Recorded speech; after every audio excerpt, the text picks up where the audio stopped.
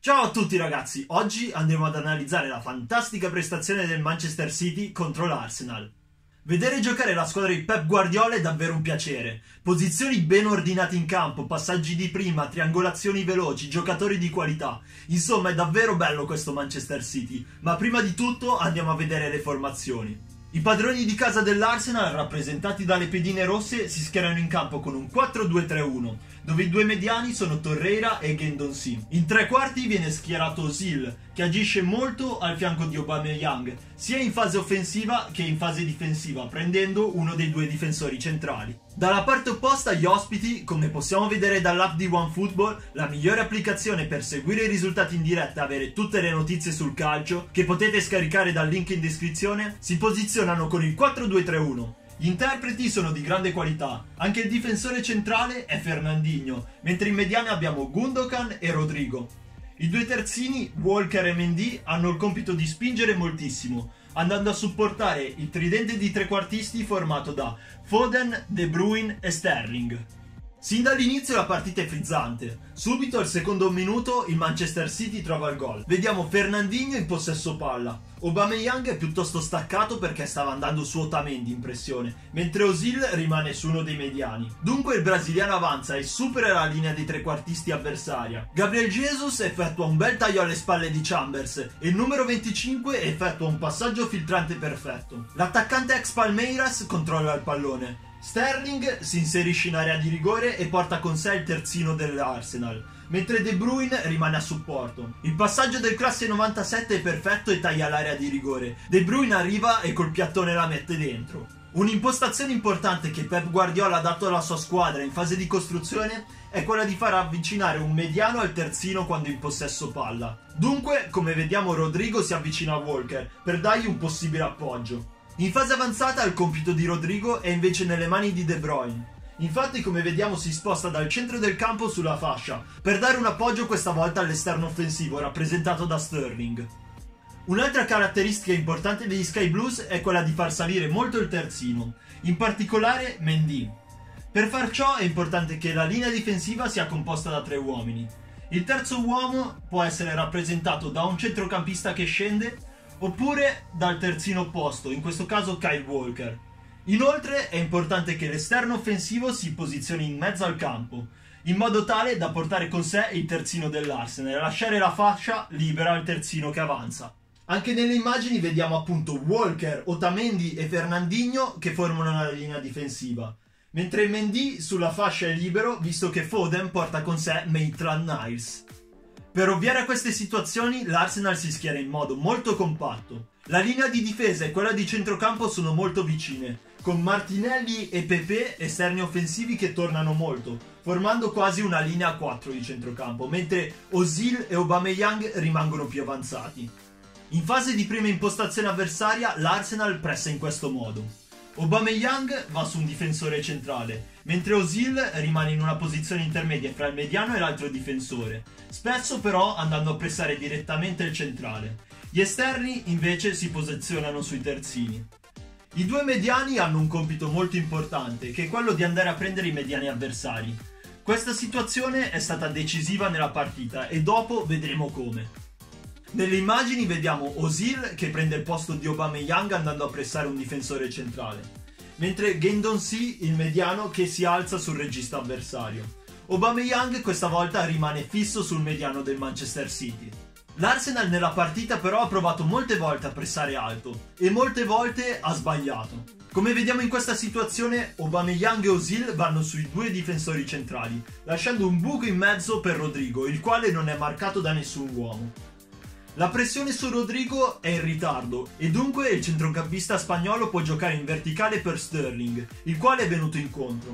Proprio da un pressing sbagliato dell'Arsenal nasce il gol del 2-0. Come vediamo, Rodrigo questa volta è ben pressato da Özil e Pepe che si stacca dal suo uomo per andare appunto sul centrocampista. Guendouzi però sbaglia, infatti anche lui si fa attrarre dal pallone e lascia alle sue spalle Foden, il quale effettua un movimento in profondità e viene ben servito da Rodrigo. Foden serve De Bruyne, il quale è alle spalle di Torreira e dunque di tutta la linea di centrocampo avversaria. Il triangolo lontano con Gabriel Jesus permette al giocatore belga di guadagnare un altro tempo di gioco sugli avversari. E una volta arrivato sul fondo serve un altro pallone in mezzo come aveva fatto Gabriel Jesus in occasione del primo gol. E questa volta è Sterling a segnare il 2-0. La pressione dell'Arsenal è stato un movimento decisivo. Come abbiamo detto prima, quando Aubameyang e Ozil si spostano sui due difensori centrali, anche Torreira e Guendouzi vanno su Rodrigo e Gundogan. In questo modo però De Bruyne ha una fascia in mezzo al campo totalmente libero. E anche Gabriel Jesus talvolta si sposta dai difensori centrali per andare a occupare appunto questa zona totalmente libera di campo. Infatti il fantasista belga non solo rimane in posizione centrale, ma svaria, in quanto non essendo marcato da un uomo preciso può svariare su tutto il campo. Qua invece, come vedevamo dalla lavagna, la posizione è centrale e Guendouzi e Torreira sono saliti molto per andare in pressione. Dunque De Bruyne è totalmente solo in mezzo al campo. Quando si sposta sulla fascia, il numero 17 mette in difficoltà l'Arsenal. Infatti Martinelli, che dovrebbe marcare Walker, si trova un uomo in più da marcare, mentre Kolasinac, che dovrebbe restare su Sterling, si vede un uomo davanti a sé totalmente libero. Dunque è per questo motivo che De Bruyne è stato un fattore determinante della partita. Lo spazio alle spalle di Torreira e Guendouzi qua viene occupato da Gabriel Jesus. Infatti, come vediamo, la zona verde è totalmente libera e i difensori centrali difficilmente seguirebbero il brasiliano, in quanto smuoverebbero troppo la linea difensiva e gli spazi fra i difensori centrali. Con il passare dei minuti i Gunners capiscono questa situazione e dunque Guendouzi e Torreira rimangono più arretrati. Però in questo modo sono Gundogan e Rodrigo ad avere spazio. Infatti il giocatore tedesco ha tutto il tempo per impostare. L'Arsenal dunque è molto in difficoltà, però prova a proporre qualcosa. In particolare sulla fascia destra, Pepe e Maitland-Niles cercano di costruire qualcosa. Soprattutto il terzino si inserisce molto, creando un po' di scompiglio nella difesa del City. Inoltre, quando il numero 15 è arrivato sul fondo, la disposizione in area è stata la seguente. Aubameyang taglia sul primo palo. Martinelli si inserisce e va al centro dell'area, mentre Ozil alle spalle degli altri taglia sul secondo palo. Comunque i tiri dei Gunners nella partita non sono stati molti, solo 6 e solamente 1 in porta contro i 14 e 7 in porta del Manchester City. In fase difensiva il Manchester City effettua una pressione simile a quella degli avversari.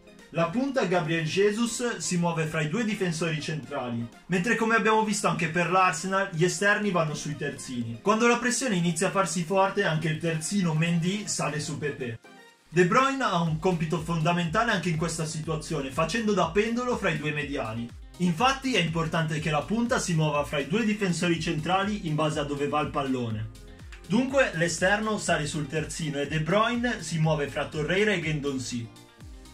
Quando il pallone arriva appunto sulla fascia, l'esterno che scende, Pepe, è seguito da Mendy. Se invece il City sceglie di effettuare una pressione molto forte, allora è così che l'esterno va direttamente sul difensore centrale, mentre il terzino va addirittura sul terzino avversario e dunque la difesa si deve muovere di conseguenza con il difensore che vada a prendere l'esterno e gli altri due che accorcino in mezzo al campo.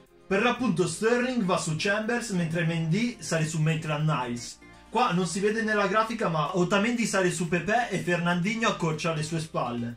Inoltre, al contrario di quanto fa l'Arsenal, la squadra di Pep Guardiola è molto attenta a non lasciare la tre quarti libera. Infatti nel caso in cui De Bruyne salga su un difensore centrale, solo uno dei due mediani lo accompagna, mentre Gundogan, come vediamo in questo caso, rimane in tre quarti.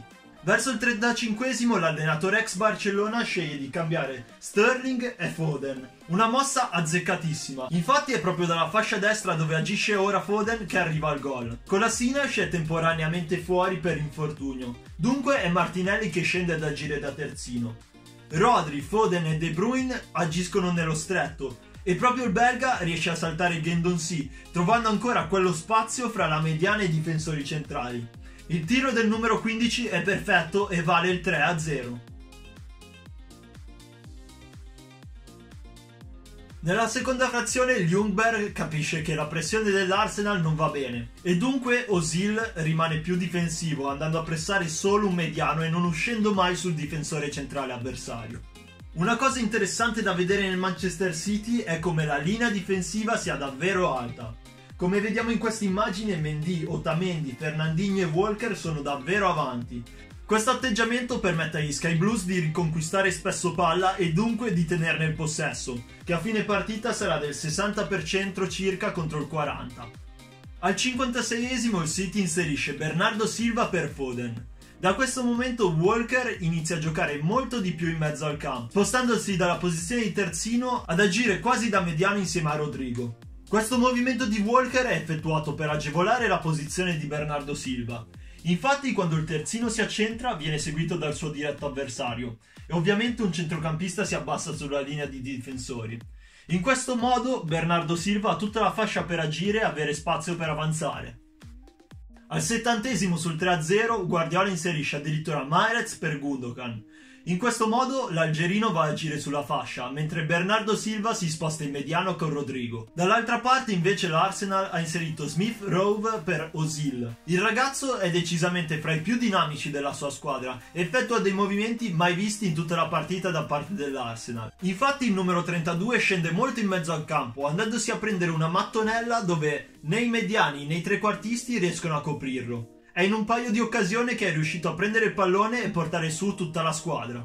Ciò però non è bastato e il Manchester City di Guardiola è andato a vincere il big match di giornata.